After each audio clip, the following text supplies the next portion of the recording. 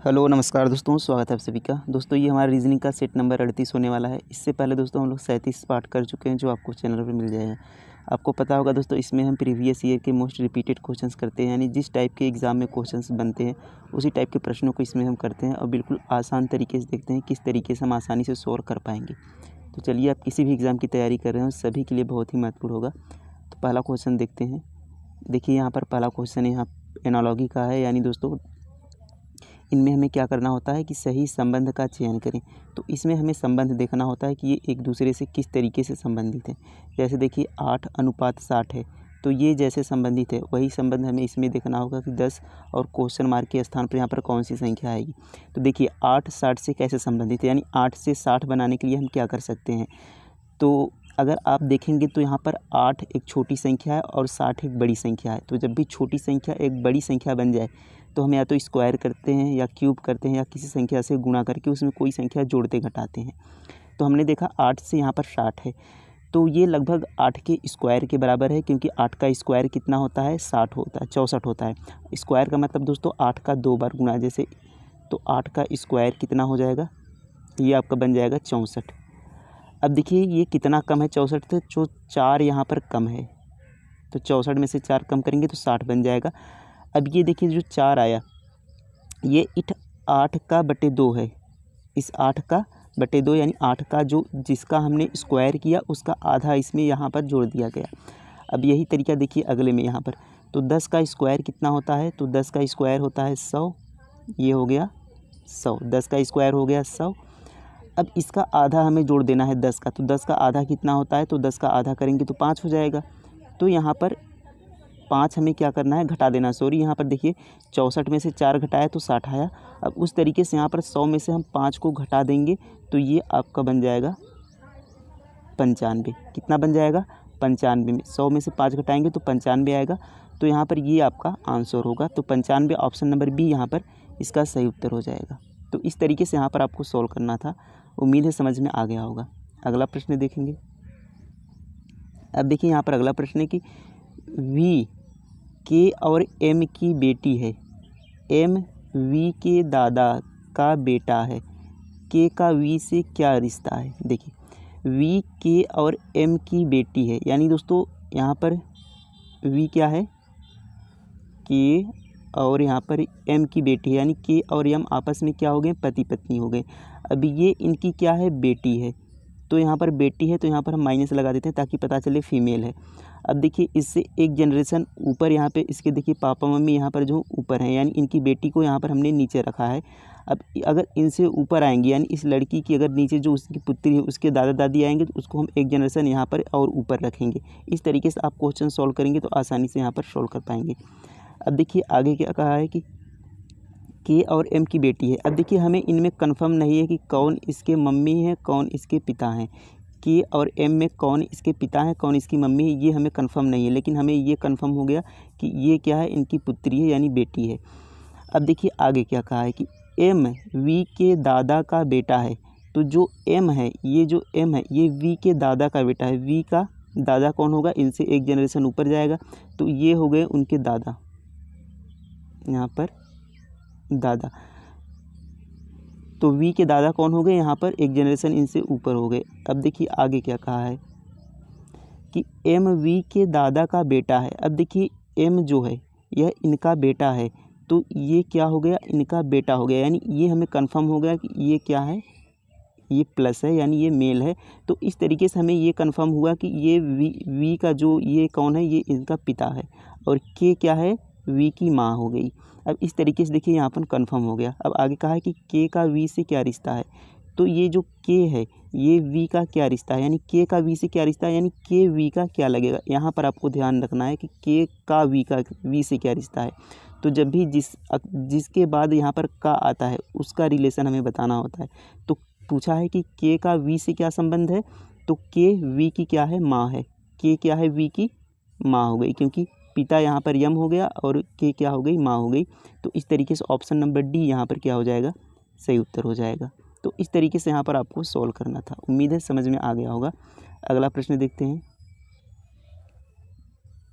अब देखिए अगला क्वेश्चन यहाँ पर नंबर सीरीज का है कि दी गई श्रेणी में अनुपस्थित पद ज्ञात कीजिए। तो अनुपस्थित का मतलब दोस्तों यहाँ पर देखिए क्वेश्चन मार्क है, तो यहाँ पर कौन सा शब्द बनेगा वो हमें देखना है, यानी कौन सी संख्या यहाँ पर आएगी। तो देखिए 2 से 4 हो रहा है, 4 से 7, 7 से 11, यानी देखिए सीरीज बहुत तेज़ी से नहीं बढ़ रहा है। जब सीरीज बहुत तेज़ी से ना बढ़े तो हम सबसे पहले अंतर देख लेंगे उनका। अब देखिए अंतर क्या होता है इनका। देखिए 2 से यहाँ पर 4 हो गया, यानी प्लस इसमें 2 किया गया, इसमें क्या किया गया +2, यानी 2 जोड़ा गया। अब देखिए 4 से 7 हो रहा है, यानी इसमें क्या किया +3 किया गया, यानी 3 जोड़ा गया। अब देखिए 7 से 11 हो गया, यानी इसमें +4 जोड़ा गया। 11 से 16 हो गया, +5 जोड़ा गया। अब आप देखेंगे तो +2 +3 +4 +5, यानी अब अगला क्या आएगा +6 जोड़ा जाएगा इस तरीके से। तो 16 में 6 जोड़ेंगे, तो 16 में 6 जोड़ेंगे तो यहाँ पर कितना बनेगा, ये बनेगा 22। 16 में 6 जोड़ेंगे तो 22 बनेगा। अब देखिए यहाँ पर 22 में अब अगली संख्या क्या जोड़नी चाहिए ताकि 19 आना चाहिए। तो इस तरीके से देखिए 5 जोड़ा, यहाँ पर 6 जोड़ा, तो अगली संख्या यहाँ पर 7 जोड़नी चाहिए। तो 7 के बाद यहाँ पर 19 आना चाहिए। तो 22 में हम क्या करेंगे 7 ऐड करेंगे, तो ये आपका यहाँ पर बनेगा आपका 22 7 कितना हो जाएगा दोस्तों, यहाँ पर 29 हो जाएगा, ये बनेगा 29। तो यहाँ पर आपका 19 नहीं, यहाँ पर 29 होना चाहिए, यहाँ पर रॉन्ग हो गया है, तो ये आपका 29 होना चाहिए। तो यहाँ पर देखिए बन गया 29। तो इस तरीके से यहाँ पर जो 22 होगा ये आपका क्या हो जाएगा आंसर हो जाएगा। तो 22 दोस्तों ऑप्शन नंबर बी यहाँ पर सही उत्तर हो जाएगा। तो देखिए +2 +3 +4 +5 +6 +7, तो इस तरीके से यहाँ पर 22 आ गया। उम्मीद है समझ में आ गया होगा। अगला प्रश्न देखेंगे। अब देखिए यहाँ पर अगला प्रश्न है कि नीचे दी गई श्रृंखला में लुप्त पद ज्ञात कीजिए। अब यहाँ पर देखिए क्वेश्चन मार्क है, तो यहाँ पर हमें बताना है कि कौन सी यहाँ पर श्रृंखला आएगी, यानी कौन सा शब्द आएगा। अब देखिए यहाँ पर जिस तरीके से स्टार को इस तरीके से लिखा गया है, उसी तरीके से इसको भी यहाँ पर लिखना होगा ताकि हमारा शब्द बन सके। देखिए किस तरीके से लिखा गया है। अब अगर हम दोस्तों देखें यहाँ पर, तो इसको देखिए नंबरिंग कर लेते हैं, क्योंकि हमने जब यहाँ पर स्टार देखा और यहाँ पर ASRT देखा, तो केवल देखिए अक्षर सब वही हैं, केवल इनके क्रम को चेंज कर दिया गया है। अक्षर सब वही हैं, केवल क्रम को चेंज किया गया है। तो जब भी ऐसा हो तो आप इनका नंबरिंग कर लें, जिससे आपको पता चले कि कौन कहाँ पर रखा गया है। तो 1 2 3 4। अब देखिए यहाँ पर ए यहाँ पर देखिए ए तीसरे नंबर पे था, तो यहाँ पर ये तीसरे नंबर का। अब देखिए यस पहले नंबर का था, तो यहाँ पर पहले नंबर पे आ गया। और यहाँ पर देखिए टी दूसरे पर है, तो यहाँ पर टी को 2 नंबर किया हमने। अब देखिए आर को 4 नंबर दिया है, तो यहाँ पर हमने 4 नंबर कर लिया। अब इस तरीके से देखिए यहाँ पर किया गया है कि 3 1 4 2, यानी पहले तीसरा नंबर आएगा, फिर पहला नंबर, फिर चौथा नंबर, फिर दूसरा नंबर, इस तरीके से। तो इसको भी हम क्या करते हैं नंबरिंग कर लेते हैं 1 2 3 4। अब देखिए यहाँ पर पहले तीसरा आएगा, तो पहले यहाँ पर आर आ गया। उसके बाद देखिए यहाँ पर पहला आएगा, देखिए तीसरा आया, उसके बाद पहला आएगा, तो पहला यहाँ पर यम है, तो यम कर लेंगे। अब देखिए उसके बाद चौथा आएगा, चौथा कौन सा यस है, तो यस कर लेंगे। उसके बाद देखिए दूसरा आएगा, दूसरा कौन है ए, तो यहाँ पर हमने कर लिया RMSA। तो RMSA ऑप्शन नंबर डी यहाँ पर सही उत्तर हो जाएगा। तो हमने कैसे देखिए यहाँ पर देखा, स्टार को हमने देखा। अब हमने दूसरा जब इसका संबंध इससे देखना था तो इसको देखा, तो हमने देखा कि सारे लेटर वही हैं, केवल इनके क्रम को चेंज किया हुआ है। तो उसके क्रम के हिसाब से हमने यहाँ पर नंबरिंग कर लिया ताकि हमें पता चले कि कौन सा क्रम का कहाँ पर रखा गया है। तो इस तरीके से यहाँ पर हमने इसको सॉल्व किया। तो उम्मीद है समझ में आ गया होगा। अगला प्रश्न देखते हैं। अब देखिए यहाँ पर हमें संबंध बताना है कि राजनीतिज्ञ, कवि, महिला, इवेंट डायग्राम क्वेश्चन है। इसमें हमें क्या होता है कि जो शब्द दिए हों उनमें हमें संबंध देखना होता है, किस तरीके से संबंधित हैं। देखिए राजनीतिज्ञ है, कवि, महिला। तो अगर हम एक गोला बना लें ये महिला का, तो कुछ महिलाएं कवि होती हैं, तो यहाँ पर कुछ का हिस्सा कवि में चल गया। आप ये नहीं कह सकते कि सभी महिलाएं कवि होती हैं, तो कुछ महिलाएं यहाँ पर कवि यानी कवित्री होती हैं। तो इस तरीके से। अब देखिए राजनीतिज्ञ, तो कुछ महिलाएं राजनीतिज्ञ भी होती हैं और कुछ कवि राजनीतिज्ञ भी होते हैं, यानी ये आपका आ जाएगा इस तरीके से दोनों में लेकर। तो ये जो ऑप्शन बनेगा आपका ऑप्शन नंबर ए यहाँ पर सही उत्तर हो जाएगा। देखिए राजनीतिज्ञ का एक हो गया, एक कवि का हो गया, एक हो गया महिला। तो कुछ महिलाएं कवित्री, यहाँ पर देखिए कवित्री, तो कुछ महिलाएं कवित्री भी होती हैं और कुछ यहाँ पर महिलाएं राजनीतिज्ञ भी होती हैं और कुछ राजनीतिज्ञ कवि भी होते हैं, कवित्री भी होते हैं, कुछ राजनीतिज्ञ महिला भी होती हैं। तो इस तरीके से इनका तीनों में आपस में संबंध होगा। तो इस तरीके से यहाँ पर हमें सॉल्व करना था।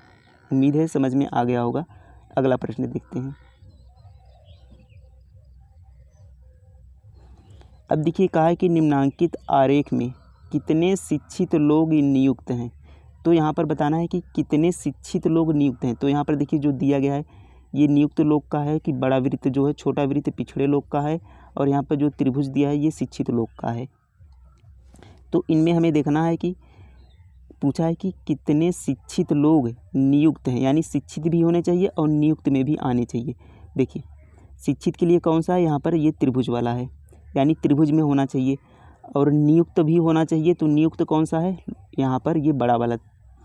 तो देखिए इस त्रिभुज में और इस बड़े वाले वृत्त में कौन सी संख्याएं आ रही हैं। तो यहाँ पर हम देखेंगे तो 6 भी आ रहा है, और दोस्तों यहाँ पर 3 भी आ रहा है। ये त्रिभुज में भी हैं और यहाँ पर नियुक्त में भी हैं। तो ये 6 और 3 कितना हो गया, 6 3 9। तो टोटल कितने लोग हो गए, 9 लोग। ये आपका आंसर होगा 9 लोग।